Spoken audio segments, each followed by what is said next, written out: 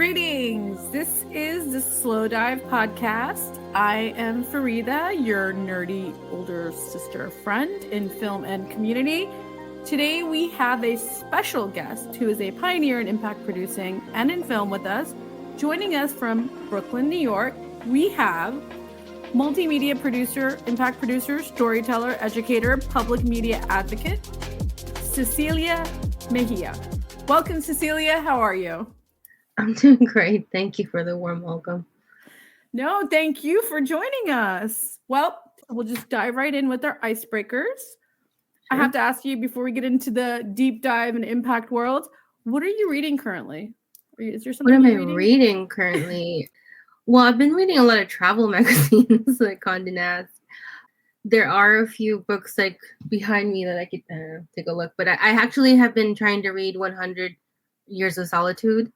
So I've always been told to read that book, and it just every time I start it, it's like I have to kind of keep rereading because it's such an intellectual book. So I'm trying to get that through that book. Oh my God, that sounds so fascinating. Is that like a memoir? Is it like a psych book? What is that? No, it's like it's sort of kind of in the vein of The Alchemist, sort of like within that like realm type of book. So, which is my favorite book. But my cousin has always told me about this particular book because it's like it talks about like life and choices we make, and so I'm trying to read it and trying to get through like the first couple of chapters. It's just it's one of those like you really have to like catch every word that you're reading kind of novel. I love that. You just introduced me to another book to add to my Kindle list because this is I mean, yes. That sounds interesting. I will check that out. What would you be doing if you weren't in the impact and entertainment world, Cecilia? That's a good question. I mean, I would love to have done maybe international affairs, foreign affairs. Like I had an aunt who did that, and she was like in different places all over the world. She was in London, she was here in New York for a long time, and then she was in different parts of Asia. So I always like never thought about that as a job, even though she had that position. And now that I think back on it, I probably would have really enjoyed that. Yeah. So that's why you're reading Condé Nast. Yes, that's why. I'm like itching to travel, especially like I love New York, but I don't know, it's getting a little crowded here. It's also summer is not my favorite time in New York, so yeah, getting a little itchy to travel and be in other places. I 100% resonate with that because that's something that I need to do more of. But yeah, it's been kind of tough to get out of LA too. It's just with work and everything. But yeah. Now I know I love Condé Nast. It's funny that you mentioned that because a lot of people don't talk about that publication. But when I was a kid and I had to do like vision boards and mood boards, I would get Condé Nast and old Nat Geos, which are now collectors, and like cut them up for my vision board. But it was funny because travel has always been thing. But that's funny that you say that because I did a staff retreat for my staff, and we all wanted to do like physical vision boards, and I was the only one that had like a subscription. Yeah, it was all Condé Nast Traveler. So that's amazing. Like, very limited, I guess, in a way, but also very expansive. It's very niche. That's why it's so hilarious. It's great that we brought Condé Nast back into the mainstream by just mentioning this. But I think that's also a thing. And I know we're not going to get into this too much, but like you're on the East Coast. And so the publication world, the publishing industry, that's like the hub. So I think that's one of the wonderful things that we get from like New York is those insights and those leads on books and all that. So, oh yeah. All right. Well, we'll start with we'll dive right into our first segment, which we'll talk about how do you define impact producing in narrative film? If someone did not know that, how would you define it as a producer? Well, impact producing really is more naturally aligned with documentary film. So when you think about it in the narrative sense, there's a little bit more layers and complexities, but overall in film and in storytelling, impact producing, if I want to simplify it, is when you have this feeling when you watch a film, you're fueled to to find out more information about the issues that were just talked about in the film, or there's a call to action, you feel like you need to do something or find your place in it. It's that next step of what that is. And an impact producer is someone who carries that call to action, brings that forth into the communities that are in most need of, like, the support, whether they're the community groups that are doing the work on the ground or the community groups that they're actually underserved and under-resourced. So impact producing is a lot of layers. It's not marketing. It's really how a film lives beyond the screen, especially a film that has has really strong social impact components, like something like mental health or racial injustice, and how that carries on into communities and can really inspire people to take action. But also, for me, I really think the basis of impact producing is really having critical and constructive conversations. I really believe that film, and storytelling has that power to be able to get people to really understand each other and understand different layers. So impact producing is a lot more.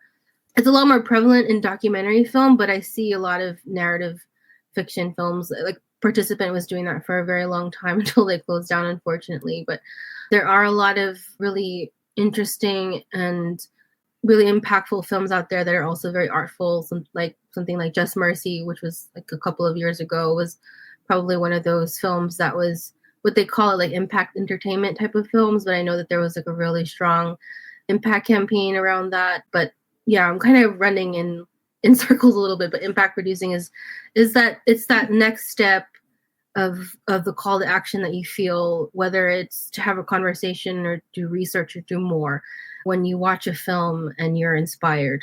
No, I love that. And as I was telling our producer previously, that I took one of your courses at NYU and I kind of fell into impact producing. And I'm not, of course, as a master, I haven't put my 1,000 hours into it, but I remember learning so much from what you were talking about. And you had given some excellent examples of narrative films as well. And I was like, you know what? And that was like a couple of years ago, actually. And now there's even more need for social issue filmmaking or social impact entertainment. I just wanted to say, I feel like you're a pioneer, and I think you kind of, the word had not been used, not in the lexicon like it is now. I feel like after around 2019, people were starting to like shift into the narrative filmmaking world and thinking, oh, we want to give back to the community. And that's when I was like, I've already been doing that on microdocs and documentaries, but I didn't know how to translate that into that. And I was researching and I came across your coursework and I was like, hey, I've been doing this somewhat in the nonprofit world, but I did not know what it meant to do it in narrative. But then you kind of broke it down really well. Are you still teaching at NYU those courses? Yes, I am teaching. I'm actually going to start teaching again in the fall. So I'll bring that class back. It was great. It was great. I really loved it. But what I was going to say, how did you get into impact producing? I mean, you're also a producer, you're a storyteller, filmmaker. How did you get into that? Is that something you kind of started off in your career, or did you find yourself there? Well, I'll backtrack a little bit with my I guess film career, when you call it that. I when I graduated from my master's program, I really had the intention of working in the public space. At some point I was at the UN working with a lot of NGOs there, and then that's how I met a couple of filmmakers who were doing really interesting things in the field and really talking about the issues that we were talking about at the UN. And they brought me in to do some of the research, the development, and some of the grant writing, which really was my specialty in the nonprofit space. So I was doing a lot of that work. And then one filmmaker in particular was really took me under her wing and brought me into the film world, which eventually became the feature film Yellow Rose. As I was learning my way in the film world, I was still felt the call and the need to really work in the community. The UN, I always say, like, the UN was such an interesting experience, and I would love to kind of figure out how to go back there someday, but I felt like I needed to go back into the community. So I ended up in this nonprofit organization called Scenarios USA, where we were working with young kids in schools and talking to them about the issues that was relevant to them and important to them, and creating films out of the stories that they were telling, and then making lesson plans out of them with really regarded educators. So that in that sense, that was like my way of merging both the nonprofit philanthropic side and the film side. And then a filmmaker by the name of PJ Raval, who I collaborate often with, was like, I'm finishing up my feature documentary, Call Her Gunda, and I would love for you to come on as an impact producer. And that was the first time I ever heard that terminology. And I asked him, like, what is that? And he's like, it's basically like what you're doing now. You're taking films, you're bringing it to the community, and you're trying to see how film can create some sort of impact in the world. And so I was like, okay, I'm in. And I really saw how natural it was for me to phase into that. I feel like everything I had been doing led up to impact producing. So that was really the first start of that, like being on that team for Call Her Gunda. And then it really just felt very natural to take on that role in other projects that I was on. So that's really how it all started. But yeah, I feel like I'm still continuing to learn. So I have a lot of mentors in the field that I'm really lucky to have. Sure, if I'm quite the pioneer, but I think, like you said, it was always something that I was already doing. I just didn't know that there was like a term for it, or an actual job for it in the film world. No, but I'm so glad that term is now being used. And what qualifies someone to be an impact producer, I think it's important. Something you said, not marketing, because that's something people confuse that with marketing, and it's actually strategy and community building, and correct me if I'm wrong, advocacy, maybe awareness, all of that. And there's so much more than just marketing. Cecilia, so now that you've defined impact producing, especially in narrative film, what is your goal as an impact producer in film and working with filmmakers? What kind of projects do you like to take on? What are some deciding factors? And if you could, refer to some of your amazing projects that your company, Remedius Productions, has worked on, that would be wonderful. Sure. I would say for narrative, it's a little bit different versus documentary. With narrative, obviously there's like the process of understanding the script, or even if I'm involved early enough to help develop the script, there's the time that's taken there. And I also really start to think, I start to analyze within the story who's telling the story and how they have access to it, how they understand it, how it relates to them. So in part, it's also the filmmaker, because these projects take a really long time, and it's in like investing in a marriage sometimes, or in a long-term relationship, especially in narrative films. There's just such a long haul in really trying to get those started in the independent film space, at least. And then with documentaries, I feel more of a sense of urgency, because in my experience, a lot of the films that I've been involved with have really timely issues, and there feels like this sense of urgency that this should come out, like with Who We Become, which really didn't start that way, but we had, we won a grant to be able to film in March of 2020, and then obviously the world kind of stopped, and much to the filmmakers' credit, PJ Raval, who I often collaborate with, we pivoted and we did things virtually. And so there was this urgency in it coming out. So that's how I feel a lot with documentaries. And I felt really close to the issue. And that's also something that I look for, to feel like I have an understanding really of the issue, especially if I have to, or if I am looked at to lead or be part of the impact campaign. I need to feel like I care about the issues and about the protagonists, and also it's also like how I see the filmmaker working with them and working with the story. So someone like PJ Raval, who really takes his time and understands the communities that he works with, it's very easy for me to be part of those kinds of projects.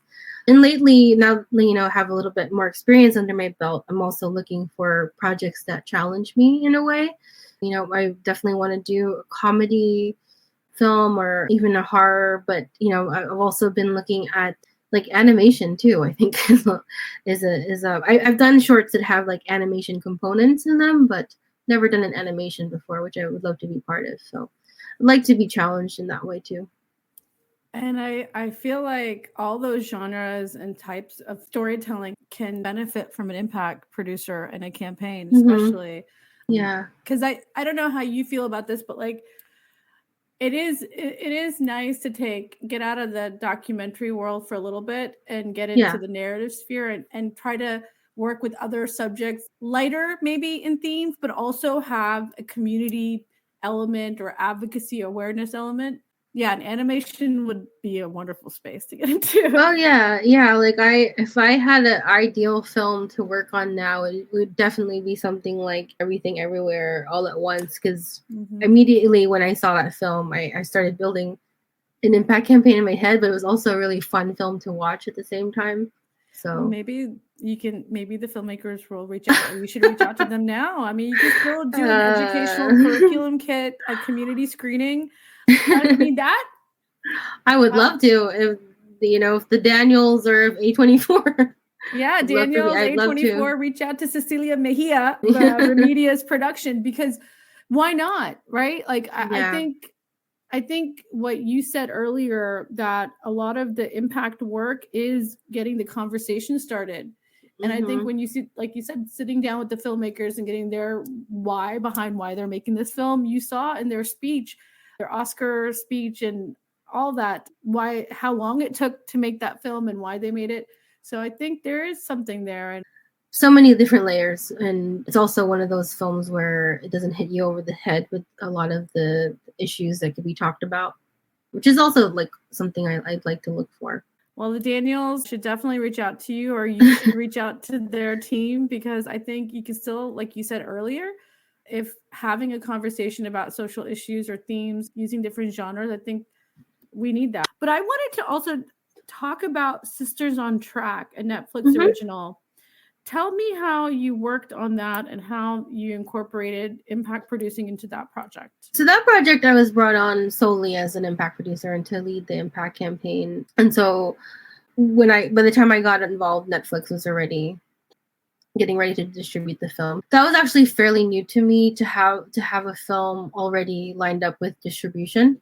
Normally I'm part of an independent film world. We're always struggling to find distribution after festival run, but so like when you're thinking about the impact campaign there, you're always thinking about access. So in that sense, with Sisters on Track, we knew that access, people who had Netflix at the very least had access to the film. But that also is not the case for a lot of communities. A lot of people don't have access to Netflix. So that was something that I had to build into the campaign, thinking about access for especially for schools, if that was something that we wanted to screen the film in schools. So it was something we had talked about really early on with Netflix, that if we could give free screeners to certain communities, was that something that we could build in? And that's something that you have to really think about when you're building an impact campaign, how the audience has access to the film. Access. And something earlier you touched on, if we can revisit it, was public media access and POV. And how does that support impact filmmakers and storytellers? Oh, I think having now been embedded in it I've been in my position for almost a year now, and really understanding the public media space. And truthfully, like PBS has stood the test of time. And it really is, with POV particularly, it's point of view. We're representing different points of views around the world and points of views of these storytellers. And so it really is designed for impact. Going back to access, public media is accessible to everybody. Not everybody knows that, but I hope someday people will know that they have that access.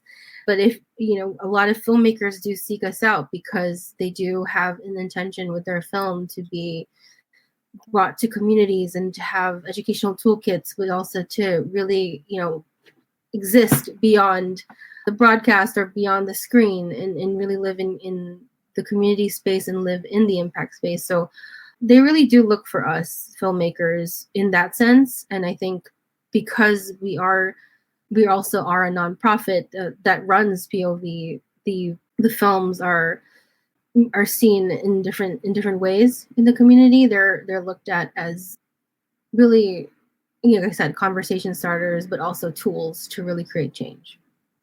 Tools to create change. That's excellent. Yeah, that's how I see storytelling. Conversation and community. Those are the two markers, right? Like, I mean, why not already take the audience's experience and take it a step further and continue, like you said, the legacy of the film. Another project that you worked on, your company, is called Come and Take It, which is a documentary. Tell us about that. So Come and Take It, I was also brought on as an impact producer. That came to me during the pandemic. I feel like it was right before, like around this time, that election year. The filmmaker PJ Raval, who I had mentioned earlier, I often collaborate with, was like, I have this short film about this activist who was really pushing the agenda around campus carry laws because she had discovered that it was a misdemeanor to hold a dildo or anything that represented that part of a male body, but it wasn't to hold a gun in school. And so she had created this campaign called Cocks Not Glocks, and that film followed her. And really what we had discovered, naturally you would think that film, the impact campaign, would be about gun control and campus carry laws. But really when the filmmakers approached me, particularly PJ, was like, let's think about activism. And so that's something that we had talked about, like, what's the time now? And we're in this election year. Let's make sure people are registered to vote. So that campaign ran for 3 months, and our goal was to get people to register to vote, and then to understand the issues that are important to them, and civic engagement, and to understand the communities that are involved in all of that work, but also to go beyond the vote and beyond the election, to really start caring about your community. Like I really love that project because working with Jessica Jin, who is the main protagonist, she and I helped her create this Jessica Jin's Guide to Activism, which I think was built upon the lessons that she had learned, because that was just really the birth of her activism, and she's doing a lot of really great things now. So it's really interesting. She's based out of Texas, right? She's a Texas filmmaker? She was based out of Texas. I have no idea where she is now, because when we were working on the campaign, she had already graduated from UT Austin, and at the time I think was somewhere in California, and has been all over the world. Yeah, no, the reason I say that is because I remember coming across that really bold title. What was it? Cocks Not Glocks. Cocks Not Glocks. Yeah. and I remember coming across the GoFundMe or the Seed and Spark or something. Yeah. And I was like, oh my gosh, that is hilarious, because that contrast that you drew, that it's totally okay to carry that, but like you can't carry that, but you can carry that. I think that was really genius, and it stayed in the minds of a lot of people. You said PJ Raval, you're also working with the filmmaker on Who We Become, right? And that's that film is on Netflix now. So we were working on that film during the pandemic. We had originally started it off as a series and pivoted when obviously the world stopped, and we discovered these really incredible stories about these 3 young women in Texas who were in different stages of their lives, really dealing with everything that we were dealing during the pandemic, including Black Lives Matter movement with George Floyd, and then all of the stuff around Asian hate, and then obviously with like this major pandemic going on. But the election was really the culmination of all of that, and so we really were lucky to find a home with Array to help bring that to Netflix, so that we can get eyes on the film and people really talking about these issues that we talk about. But the real heart of the film is intergenerational conversations. So if you watch it, these 3 young women have really deep and, I would say, heartfelt conversations with their parents about issues, and they don't always agree, but it's also really refreshing to see these conversations where it's not, I'm not going to talk to my family anymore because they're voting for Trump or the other way around, or it's actual real conversations and really trying to understand each other. And that's something that I think, especially now, storytelling can really get people to have these conversations and start to understand each other, because we can't live in this space where it's like either or we just don't want to talk to somebody because they don't believe in the same things that we believe in. It's not leading to a very cohesive environment or society. No, I agree. I think now more than ever, any of the issues, especially in 2024, given where we're at politically and socially in this country, conversations, we have to be able to hold space and agree to disagree and just have a healthy exchange of ideas. Yeah, I would say, healthy exchange, constructive conversations. And I would say, like, what I've also come to realize in the couple of years and last few projects, are the most impact I've seen is where people really sit in their discomfort and sit through it and learn from that. And I've had to sit in my discomfort a lot. Like I told people, like, the biggest thing for me out of the pandemic was I had to really check myself in things that I thought I knew. And I think I see the greatest impact when films are able to do that, to have those people not only having these conversations, but people going back and reflecting now and after having sat in their discomfort and understand why it was uncomfortable for them. Yes, I think we touched on this earlier before we move on to our final segment. I was going to say, being able to have measurable outputs in an impact campaign, whether it's a narrative or documentary versus cause marketing. How do you tell someone why it's not marketing? It's a lot more than that, if you could. Sure. I a couple of years ago, I was definitely like, this is not a marketing campaign. And, I get it. I get that there's limited budget, especially for independent filmmakers. And even now, the window is narrowing for landscapes with, like, Participant, for example, closing down. There are very few spaces for independent films, especially independent documentaries, to really live. So that also equates to less resources to do marketing. And so I understand the need for things to coincide and things to live together. And I really do believe that a strong marketing campaign and an impact campaign can live cohesively together. But the big difference is that in an impact campaign, the goal is really change and to elevate the work that's happening around these issues, and to have the film live beyond what it is already. And like PJ had said once, that his hope with the impact campaign for Call Her Gunda was that the film sort of left him at some point and did what it needed to do in the world, which is what it's doing. It's been 5 years now or more.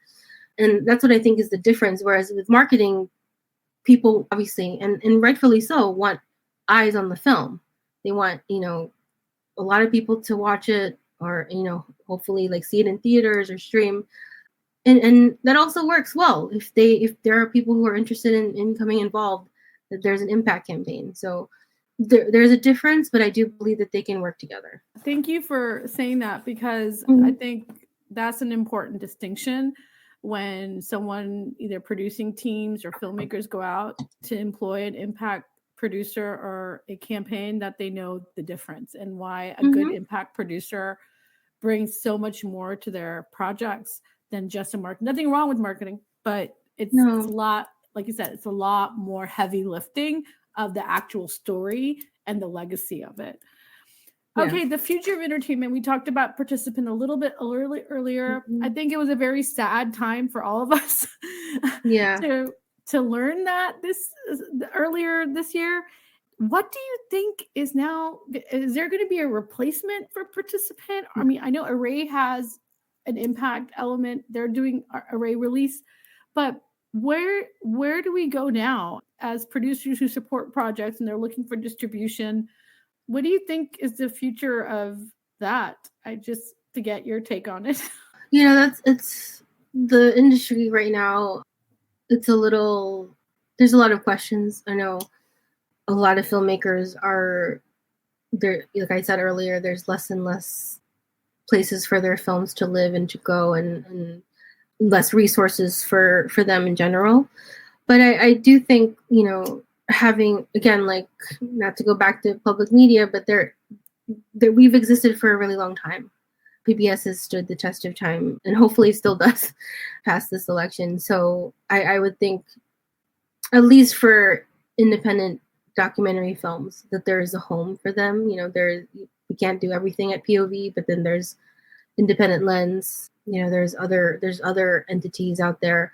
I would hope that the big giants, like the streamers, would also put their focus a little on these independent documentaries, not just holding space for them on their platforms, but really giving them the tools, even just a little bump in like marketing or something, or giving them the leeway to talk to communities. I think I would hope that these streamers are including that in when they are taking on these independent films. So there was a recent talk with, I won't name who it was. He kind of influential in the space now, and really figuring out algorithms and really helping the community of filmmakers. So I think they've done a lot of incredible work. But he said that the problem now in the industry is that there's a lot of films, like documentaries, that are nutritious and not delicious. And so I thought that was really interesting because, I can't speak for other spaces, but POV, the filmmakers are artists.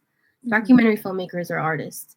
And what I think the future of this industry is really dependent upon us supporting these artists and how we uplift them and how we continue to help to get their stories out there. And that's what we're doing at POV. We're very selective and very particular about the stories that we want to tell and we want to uplift. But incredible films can also have incredible impact. And it's not just one or the other, I think. And that's what I think the future of film is. I think there is a way that this is also nutritious and delicious, as he says, not just one or the other. But I do think the future of film is dependent upon the people that are currently supporting independent filmmakers, because they are the ones that are telling these really important and valuable stories. Yeah, I feel like that's the scary part, at least for myself, also in the indie space currently. I hope to work with larger budgets, but I think for all of us, we're like, we can make projects. How do we get them to our audience? How do we make change with that? And the streamers definitely have the capacity and the funding to give a little extra in the distribution to maybe the impact teams and the marketing teams to push that. But have you found, though, when you come on as a producer or impact producer, that it helps a film to have an impact producer gain funding? Or, I mean, I know a lot of the role is grant writing too and finding funding, but not necessarily all the time. Like sometimes you just do the campaign. But in your experience, do you think it makes it more viable for investors or people who want to fund the project, knowing that there's this community element to it? It depends on the funder. In my experience, I've always seen them. I've been lucky enough to be part of projects where funders are definitely interested in that element, because then they also see that the film has a longer shelf life, which is something of value and interest to them. And I think I'd mentioned before that there's really no expiration date for some of these films a lot of the times when you're thinking about it in the impact space. And so I think it does depend on the funder and what they understand of impact, but it certainly hasn't hurt. I haven't seen it hurt the film. Well, Cecilia, you have done some amazing work on many, many amazing films. We talked Yellow Rose, Call Me Ganda, Who We Become most recently, Lingua Franca. Is there a Come and Take It, a documentary, Sisters on Track, which you said kind of introduced the whole first documentary series that brought on like Colgate and Palmolive as a sponsor to talk about track competition, and that's a film I have not seen yet, but I'm definitely going to check it out on Netflix. Yeah. And is there a project you're working on right now that you can share or that you're excited about, or aside from the animation stuff that you want to work on in the future, but is there something that we haven't talked about? that Well, there are a few, yeah, there are a few narratives that I'm attached to. One was in the top five, won the fan favorite for the Tribeca AT&T Untold Stories Award. That's a film that I have been in development for a little bit, and I really love the filmmaker. There's one film in particular that like really has run the festival circuit in a really interesting way, and it's a hybrid documentary, which is also something I really love. Hybrid comedy documentary. oh, wow. It's called Asog, it's ASOG, and it's this film by this comedian, filmmaker slash activist Sean Devlin. He's Canadian. Him and his partner Amanda, incredible team, brought to life this film, which really speaks to climate survivors in the Philippines, but also brought in this comedic element to it. So it does talk about land grabbing, and which is also really relevant to what's happening a lot now. And it's a really important film because activists in the environmental space are threatened every day, and in the Philippines some of them lose their lives, and it's really dangerous for them, or they're red tagged. So this is a really important film. It's a very touching film. It's a very funny film. It's very unique. It premiered at Tribeca last year, and I'm hoping that at some point it'll find distribution home. But it was part of Can Docs last year as well, and has done a really great festival run. I'm an EP on that film. I'm also working as an impact producer, and we've been working a lot with Doc Society to try to build out an impact campaign. That film is a really interesting one in that there are measurable outcomes because it follows this one particular area in the Philippines where the developers actually promised to build resources and homes for the people that were displaced. And there's a actual number in which that they had promised to do that, the amount of homes. So there's a measurement there, and the reason why there's a little bit of a delay is because that's happening, and we don't want to impede progress. But it's a very interesting film. Yeah, so they're building housing for people who have been displaced due to the climate effects. Mm-hmm. What is that? What is the name of that film again? It's called Asog, ASOG. Okay. Yeah, it's a hybrid documentary. That is so fascinating. I've never heard of a hybrid documentary, so I'm really excited to watch it when it comes out. And I'm pretty sure, I mean, climate, yeah, a lot of displacement due to conflict and climate, unfortunately. It's paying it forward by building housing. And I think that's pretty amazing, Cecilia. That's wonderful. Can you talk about your community work with American Documentary and Asian Cinevision?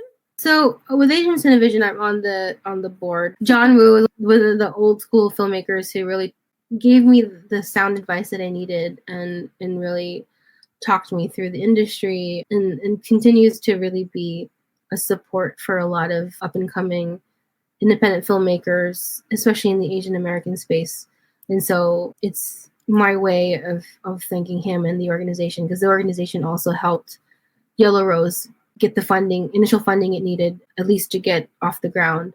So, and they continue to exist to really support the Asian American community. They have their festival every year, and the next one, I think it's the 47th installation of the festival, the Asian American International Film Festival, which Asian Cinevision runs, has leaned a lot now towards documentaries, which is also like really cool, since that's something that I've done in the last couple of years. So that's the work with Asian Cinevision. And with American Documentary, I'm the VP of External Affairs. So my focus is really the external storytelling of the organization and the work that we do. We have an impact arm, which is run by my colleague, Asad Mohammed. He's the VP of Impact Engagement and Strategy on that team. And I like to support on the sidelines when I can, or really provide input. But overall, the organization is really focused on genuine, authentic storytelling, supporting independent filmmakers, and creating an impact with the films. So our work is really embedded in that. You are very busy, Cecilia. Yes. That's why you don't have time to finish that book. I know. You're too busy. But that's good. It's a good kind of busy. It's a good kind it's of a busy. good kind of it's a very good kind of busy. Every time I start to feel overwhelmed, I start to think about there are people who are tired and busy from work that they hate. So I'm very lucky that I'm tired and busy from work that I love. So yes, no, that is a blessing indeed, for sure. Okay, well, I'm gonna ask one more question about the Art of Me podcast, Power and Community. What is that about? Because that's an important little project that you also did on Spotify. So it's on Spotify. I think it's like fourth, fifth year. I helped start that podcast, but it was really birthed out of wanting to have more outlets to tell young people's stories and to give young people access to filmmakers and artists who are in the space. It also was around the pandemic, so this was a much easier way of doing things than waiting to do short films, which is what we were doing initially. But really, it's about power in community and really investing in your community. So how I got involved in it is that the executive director, Stephanie, she's from Cleveland, and that's really where the base of Art of Me lives. And I'm from Brooklyn, and we did a lot of work here.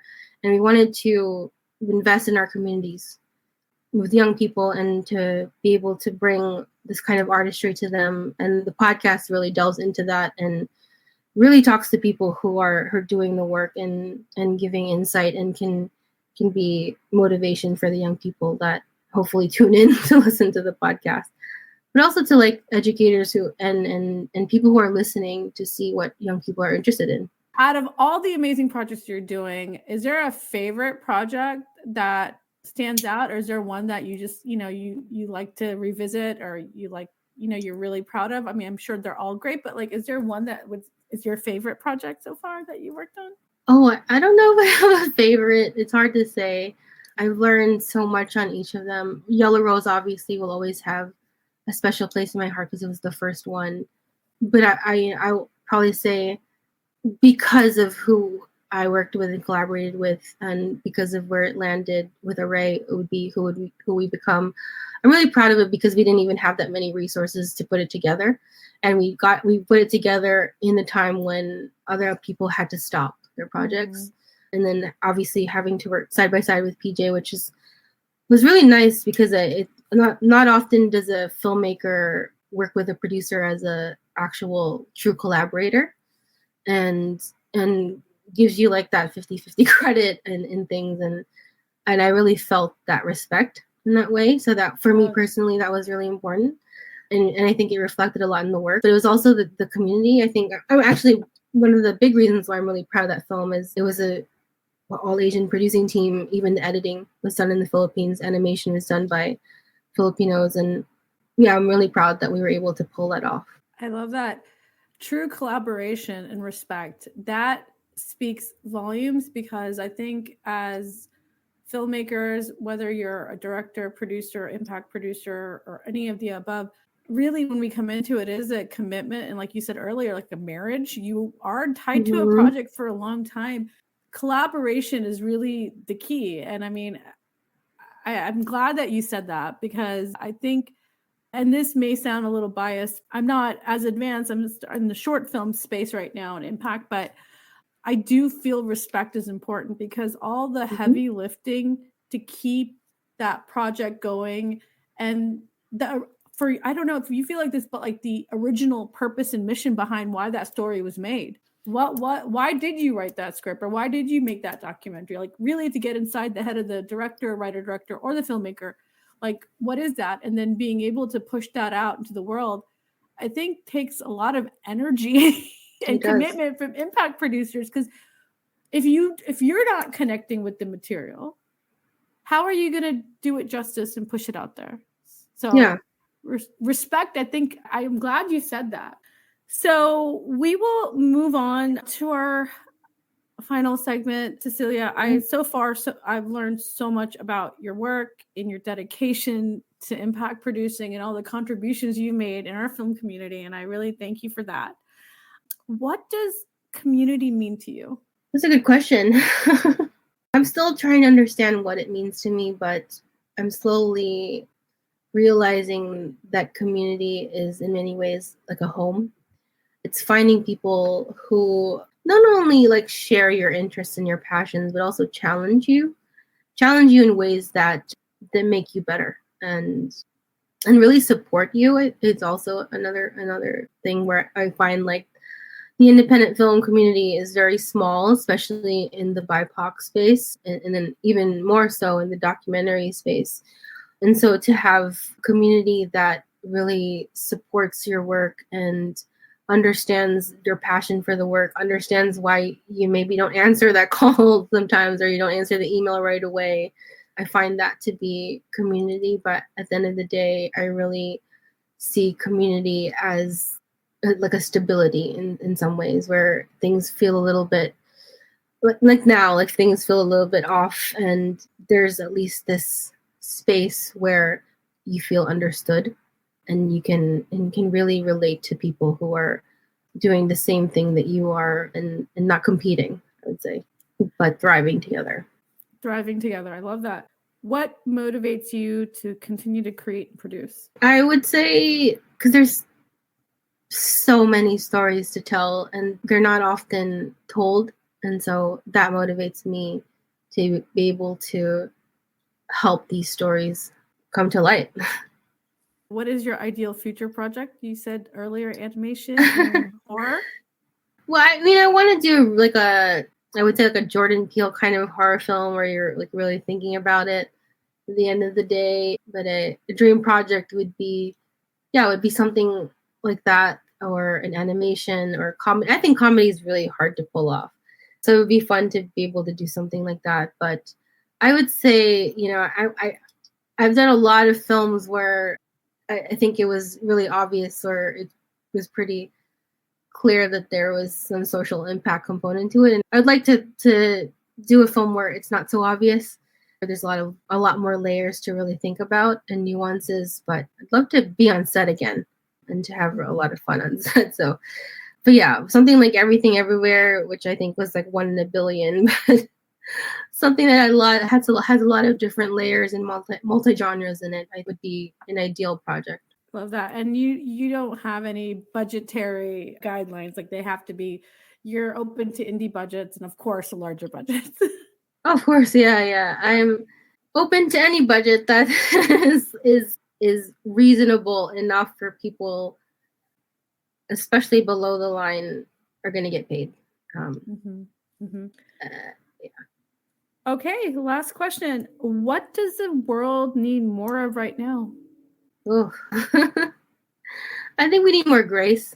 I really do. I think even in the storytelling space, like I think there's a lot of like, and I said it earlier, it matters who tells the story, but sometimes we need to dig in a little bit more and not just look at the surface. I'm not going to name a film, but there was a film that, and I ate my words after. There was a film where I was like, oh, this person doesn't get to tell the story about, the Brooklyn. And I was just really, coming from Brooklyn, was like, no, and very like adamant about it. And then having sat at a screening of the film and hearing from the protagonists in it and the reception, they're like, this filmmaker is really respected in how they entered the community, and we really trust that they were able to tell the story.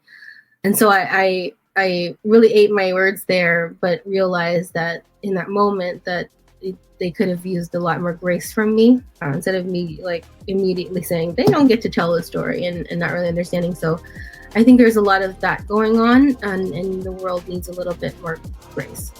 Thank you so much, Cecilia, for joining us today. I think we had a very insightful conversation on the importance of impact storytelling, entertainment, and production in these uncertain times. How can we reach out to you? I know you're on LinkedIn, Cecilia Mejia, and we'll be sharing more information on our website. Is that the best place to reach out to you if someone's looking for you? Yeah, LinkedIn is usually the best space. People have often found me on Instagram, and it's a private account, so sometimes I won't see it if you message me, but LinkedIn, I see it all the time. And then through NYU too has been another way. If you're looking for an amazing impact producer who has made significant contributions to our film community, please reach out to Cecilia. Mejia, and you can find her on LinkedIn, and watch her films. Watch her films. They're on Netflix. We will be sharing some of those links in our newsletter and on our website once this episode is live. Thank you, Cecilia, for joining our newbie podcast. I hope you had a good time. Yeah, I did. Thanks for all the insightful questions. And I would also like to add, with American Documentary POVs in its 37th season, and we are looking for season 38 films. And so the call for submissions are open until the 31st of July. If any documentary filmmakers out there feel like their film is ready for POV, feel free to submit. Till next time, I am Farida. This is a Slow Dive podcast. Let's make an impact, one episode at a time.